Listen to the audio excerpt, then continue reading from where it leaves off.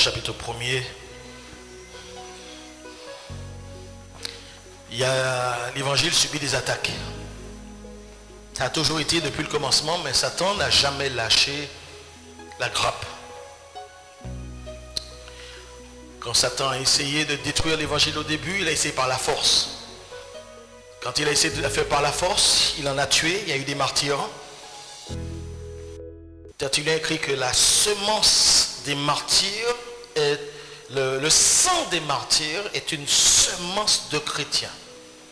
Le sang de martyrs est une semence de chrétiens. Chaque fois que tu tues un chrétien, il en pousse plusieurs. Et Satan a essayé au cours de l'histoire, au travers de l'Inquisition, au travers des attaques, de la persécution de l'Église, dès les premiers siècles, à détruire l'Église. Mais plus il a essayé, moins ça marchait. Et il a découvert que la façon la plus terrible de détruire l'Évangile, c'est de l'intérieur, par la doctrine, en faussant la vérité. Et il y a actuellement des personnes qui, sans savoir, ont perdu leur salut en milieu évangélique. Il y a des docteurs actuellement sur Internet qui prêchent des faussetés. Et les chrétiens évangéliques qui reçoivent ces faussetés, qui y croient, perdent leur salut. Ils ne savent même pas. Il faut que notre foi soit conforme à la vérité biblique. Et il y a des gens qui tordent le sens de l'évangile. Les gens attaquent la Trinité.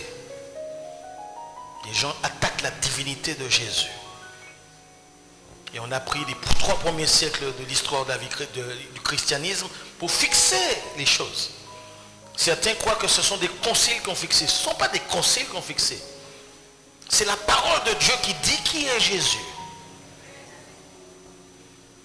Et je voudrais que nous puissions être armés.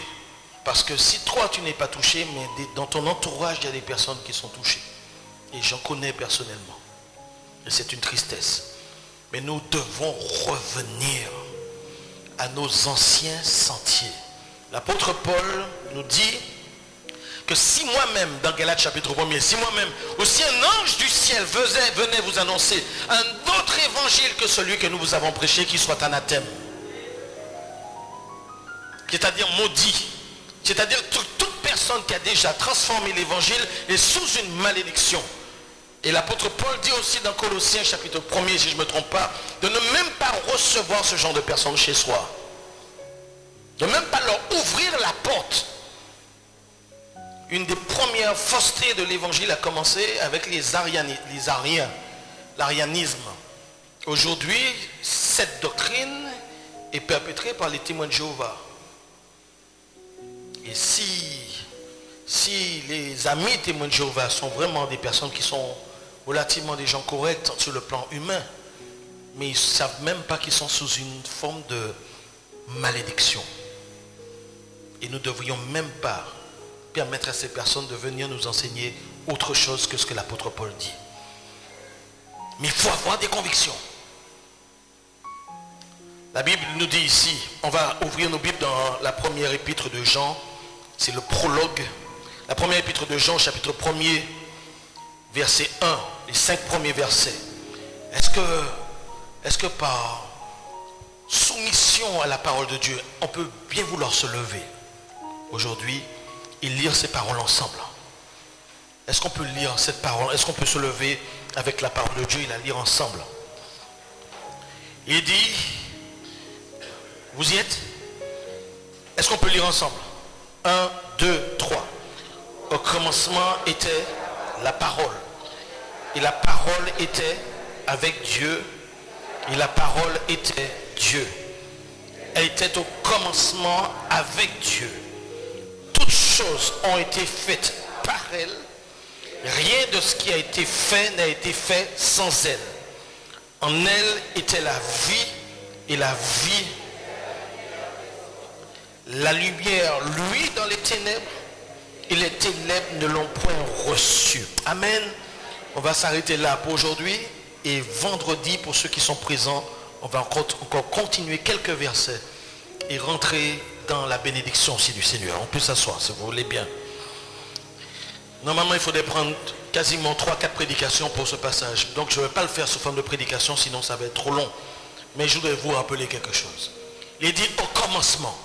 Le mot qui est écrit ici, commencement, c'est arché. Arché peut signifier au début, à l'origine. Ça signifie aussi source, autorité. Dans notre passage, j'ai parlé de commencement, c'est-à-dire au commencement de toute chose. Au commencement de l'univers, de la création. C'est-à-dire avant que rien ne soit créé, qui est le moindre atome. Et est-ce que vous êtes conscient qu'avant que rien ne soit créé, en fait, il n'y avait pas de temps. On est là dans l'éternité. Le temps commence avec le commencement de l'univers, le commencement de la matière. Mais avant ce temps, avant ce moment où le monde est créé, il n'y a pas de temps. Il n'y a pas de matière. Certains scientifiques disent qu'il y a le néant et que pour eux, le néant, ce n'est pas forcément l'absence de matière. Mais en réalité, ils ne savent rien. La Bible me dit, au commencement était. Est-ce qu'on peut dire ensemble était? C'est un imparfait.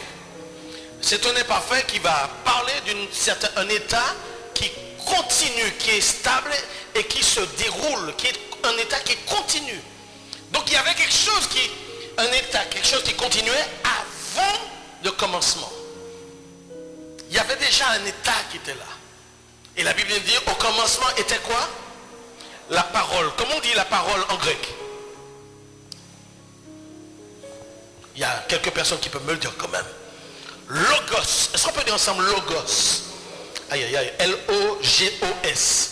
Logos. Est-ce qu'on peut le dire ensemble? Logos. Au commencement était le logos. Au commencement était la parole.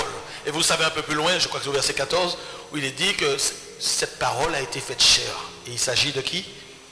De Jésus. Donc Jésus était là avant que tout ne soit créé.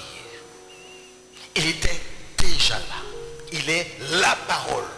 Il est le logos. Et le terme logos est utilisé par Jean. Et il faut savoir que ce terme existe déjà dans le milieu philosophique grec. Avec Héraclite, 6 siècles avant Jésus, 600 ans avant Jésus, on utilisait déjà ce terme en Grèce pour parler d'une sorte de substance, un principe éternel qui structure l'univers et qui lui donne de l'ordre. En fait, les Grecs disaient, ce philosophe disait que en fait tout a l'air est stable dans l'univers et sur la terre, tout bouge, etc. Mais il y a quelque chose qui est immanent, un principe qui est là et qui traverse toute la création, qui traverse tous les êtres humains, qui traverse l'univers, les planètes, et qui donne vie à ces choses, qui donne un ordre rationnel à ces choses. Il ne dit pas que c'est une personne, il trouve que c'est un principe qui est là, il va poser ses fondations, et un principe qui est rationnel, et qui va faire bouger les choses. Et il dit que c'est ça qui est à l'origine de toute chose.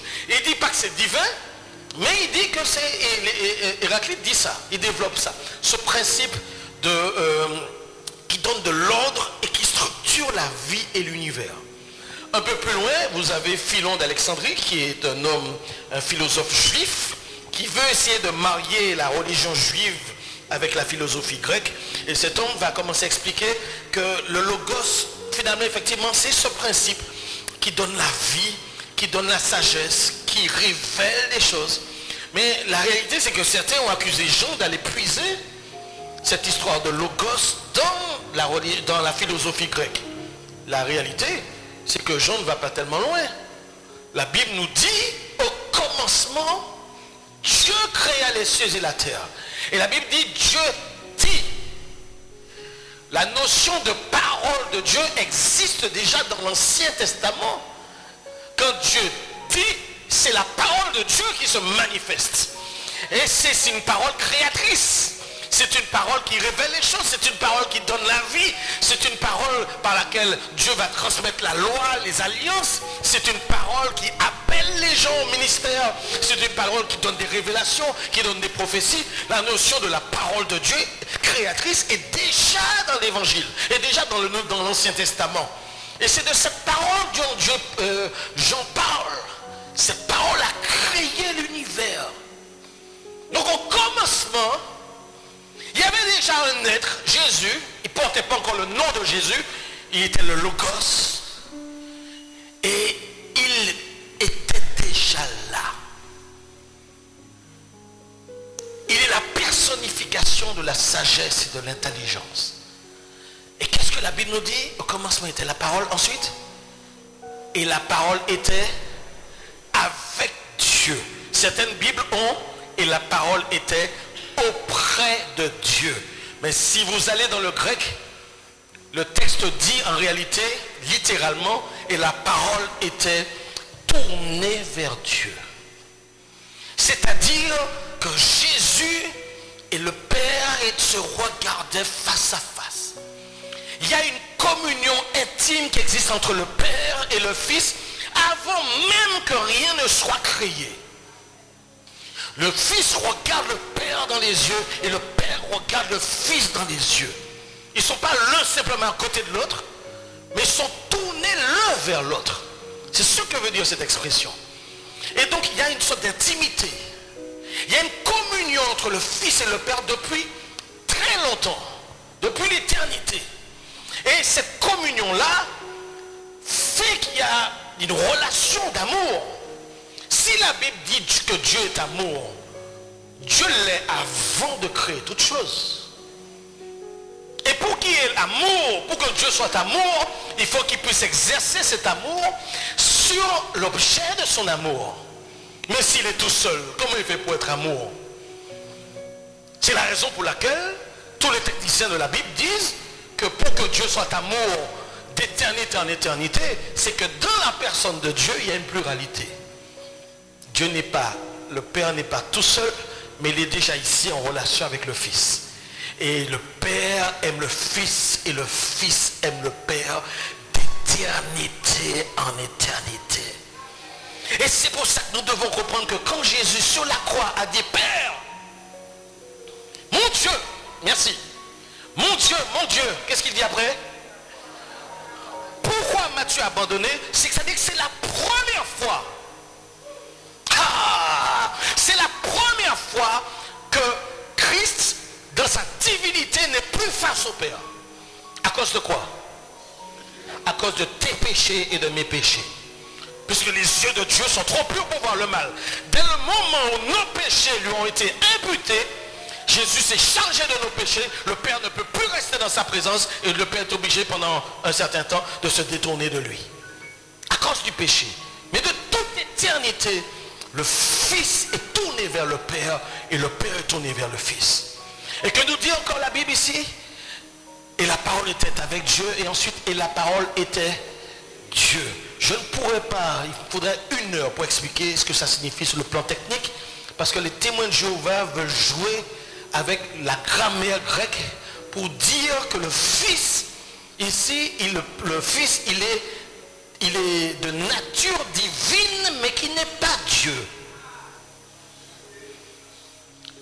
Parce que le texte grec semble dire que Dieu était, qu'un Dieu était la parole.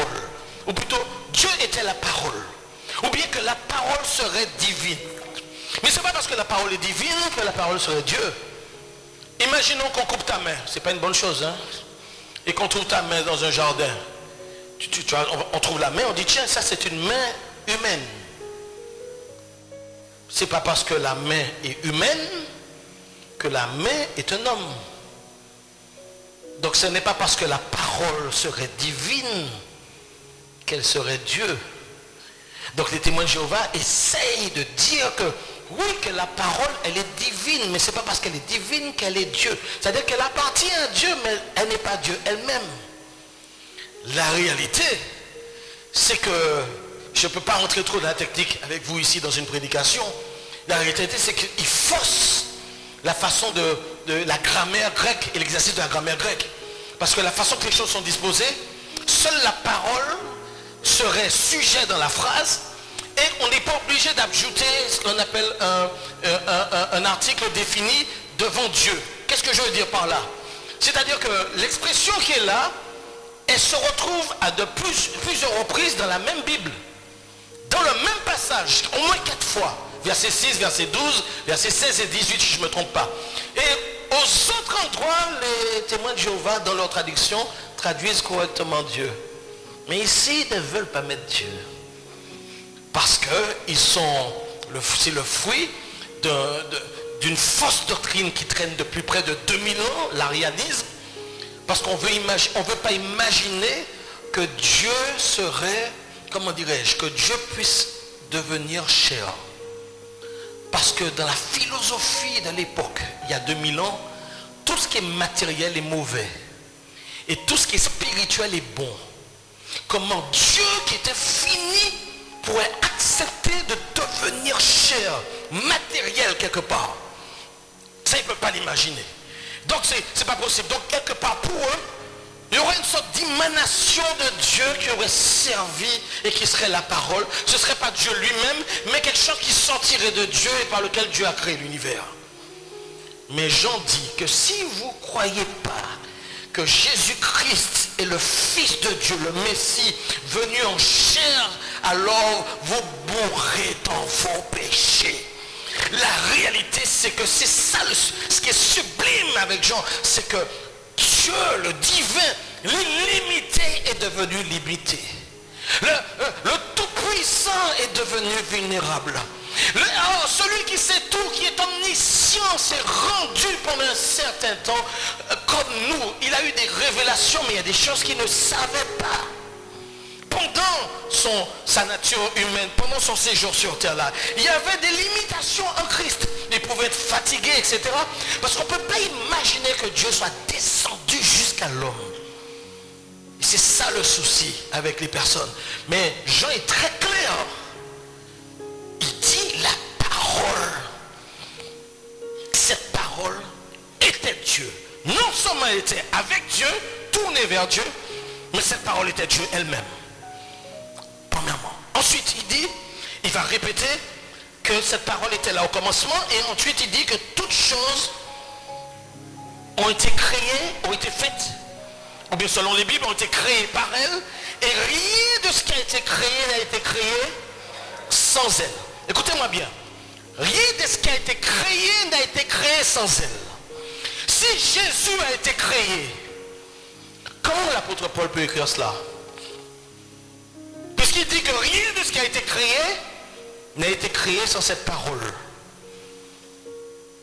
Alors comment peut-il dire ça? Soit pour la tort, soit pour la raison. Est-ce que pour la raison? Ah oui. Est-ce que Jean a raison? Oui. Donc si rien de ce qui a été créé n'a été créé sans cette parole, c'est que cette parole elle-même n'a pas été créée. C'est que le logos n'a pas été créé. C'est que le logos préexistait avant tout. En fait, chaque phrase, chaque mot qui est ici est en train de parler de la divinité de Jésus. Jésus est Dieu. Amen.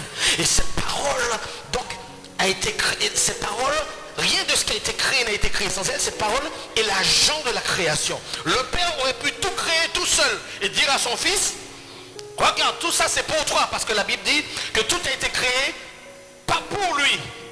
Mais la Bible ne dit pas seulement dans Colossiens chapitre 1er que tout a été créé pour lui. La Bible dit qu'en lui tout a été créé, toutes les choses visibles et invisibles, les autorités, les dominations, toutes ces choses, et que tout a été créé pour lui et par lui. C'est-à-dire que le Père n'a rien créé tout seul, le Père a tout fait avec son Fils. Aïe, aïe, aïe, aïe, aïe, aïe. C'est pour ça que je veux rappeler que Satan lui-même a été créé par le Père et par le Fils. Aïe, aïe, aïe, aïe, aïe, aïe. C'est-à-dire que si Satan respire aujourd'hui, si Satan est vivant aujourd'hui, si Satan agit aujourd'hui, c'est parce que bon Dieu a permis de les faire. Aïe, aïe, aïe, aïe, aïe, aïe, aïe. C'est quoi bon Dieu a permis de les faire. Et pourquoi Dieu lui permet d'agir ainsi? Parce que tout ce qu'il fait dans le plan de Dieu, ah oui, Dieu a permis qu'il tue son Fils. Mais si Satan n'avait pas tué Jésus, nos péchés n'auraient pas été expiés, nous ne serions pas pardonnés et nous irions tous en enfer. Dieu se sert toujours de la méchanceté de nos adversaires pour son plan. Pas penser mon cas attaquant, mais là dans le plan bon Dieu ça il a fait.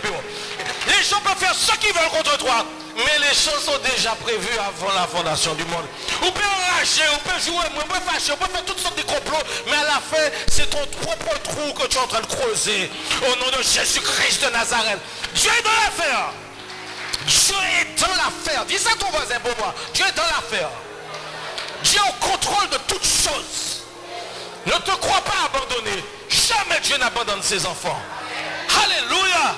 Et quand tu crois que Dieu t'a abandonné, dis-toi bien, tout ce que Dieu veut, c'est que tu continues à lui faire confiance. La veille du jour de sa promotion, Joseph ne savait pas dans quel état il était.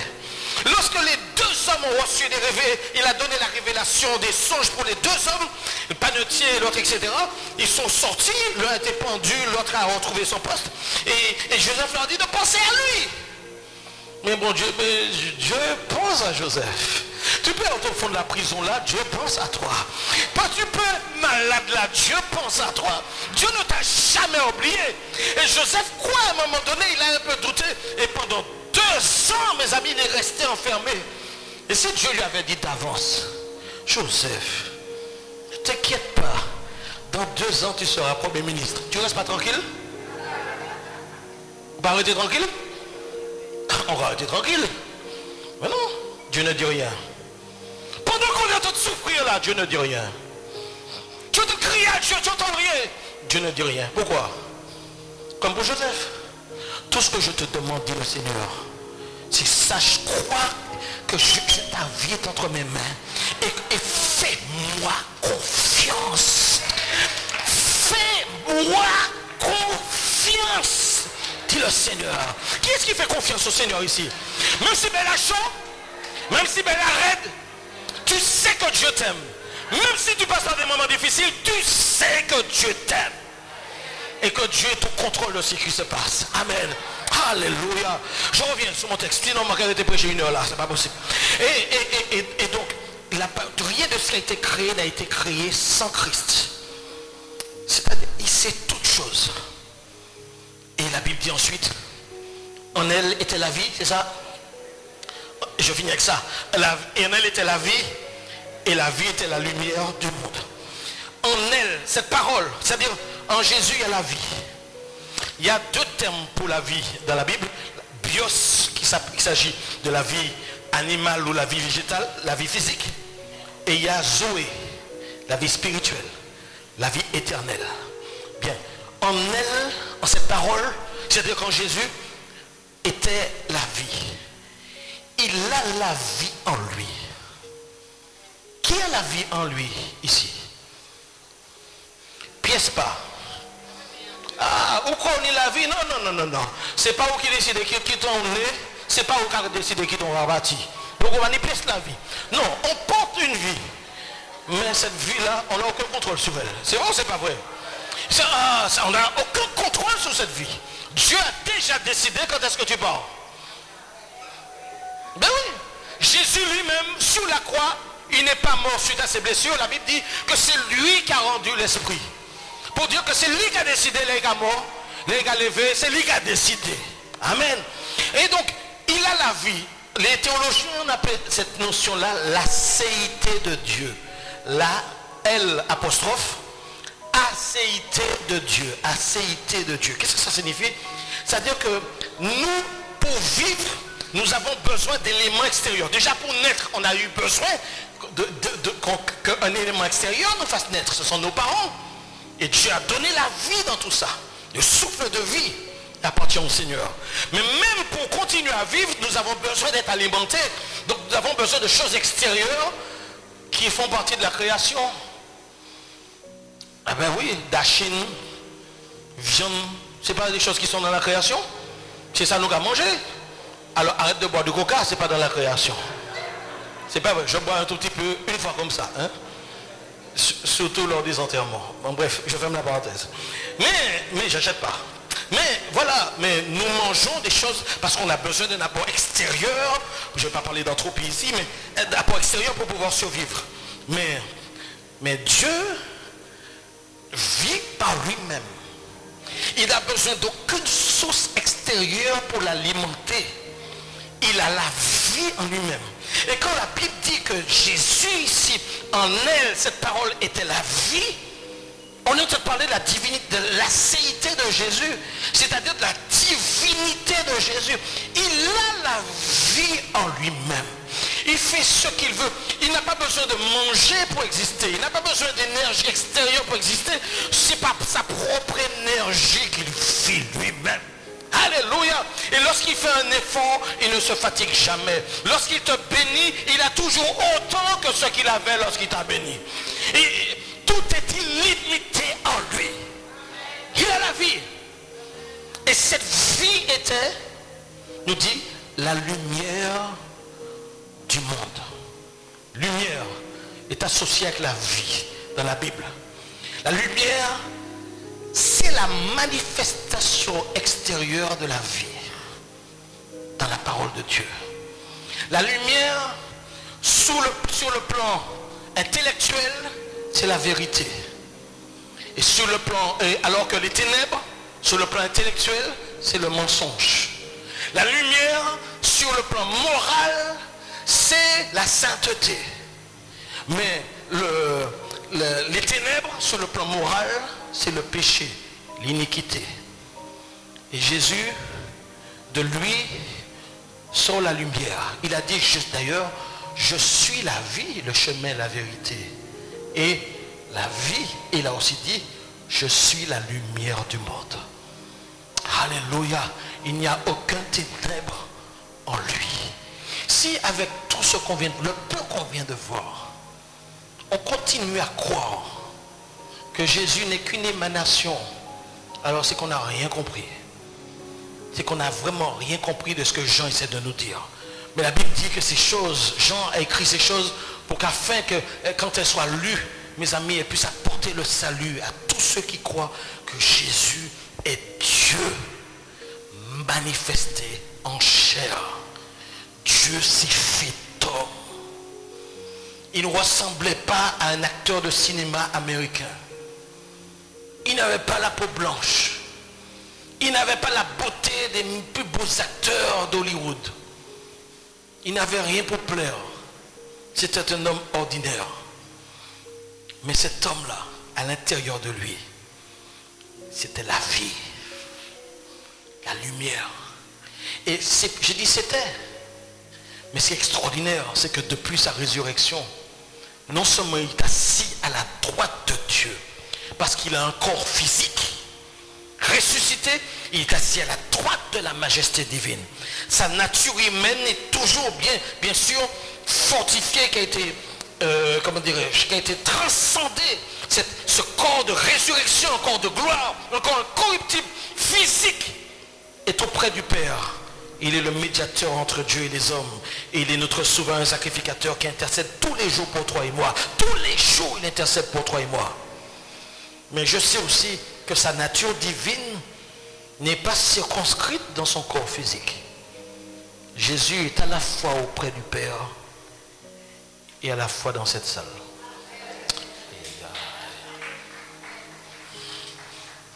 Il n'y a pas de limitation. Il peut être à la fois auprès du Père et en Alaska, et en même temps en Belgique, en même temps au Nigeria, en même temps au Colorado, et en même temps dans cette salle ici en Martinique. Il n'a aucune limite. Et si Jésus voulait apparaître dans cette salle maintenant, oui, moi nous te répondons oui. Mais moi non. Je sais que mon corps allait trembler, que mon cœur allait battre. Mais mon bousin, oui. Mon bousin, oui. Mes amis, nous pas besoin de religion. Nous pas besoin de pièce religion. Et entre guillemets, pas besoin de pasteur. C'est le monde nous besoin. C'est le monde nous besoin. C'est le monde nous besoin. C'est qui le monde? C'est le monde. Dis-lui ça pour moi. C'est le monde nous besoin. C'est oh Jésus. C'est le monde nous besoin. C'est Jésus. Le groupe de louange va monter. Alléluia. Et on va dire, je t'aime Seigneur. Les mots sont bien imparfaits. Combien de personnes veulent bien se lever là où ils sont maintenant? On va lui déclarer notre flamme ce matin. Déclarer notre flamme. Nous savons en qui nous avons cru. Nous savons savons qui nous avons cru. En Jésus seul. Pas besoin de Marie, pas besoin de l'homme. Jésus seul. Jésus seul. Alléluia. Ma foi n'est pas dans un homme. Ma foi n'est pas dans une femme. Ma femme n'est pas dans la religion évangélique. Jésus n'a pas pris une pièce religion. Ma foi doit être en Jésus. Il a dit, je suis la lumière du monde. Je suis le pain de vie. Je suis la porte des brebis. Il a dit, avant qu'Abraham fût, je suis. De la même façon que Moïse, quand il voulait savoir le nom de Dieu, Dieu lui a dit, je suis qui je suis. Et Jésus vient dire, avant qu'Abraham fût, je suis. La même expression. Et il a multiplié. Je suis la porte des brebis. Je suis la lumière du monde. Est-ce qu'ensemble on peut lui dire qui il est devant nous? Est-ce que tu peux lui dire, Seigneur, tu es la lumière du monde? Dis-le avec tes propres mots. Et dis les expressions que tu connais concernant son identité. Dis-lui qui il est à tes yeux. Alléluia. Tu es le prince de ce monde. Tu es le roi des rois. Tu es le Seigneur des seigneurs. Tu es l'alpha et oméga. Tu es le premier et le dernier.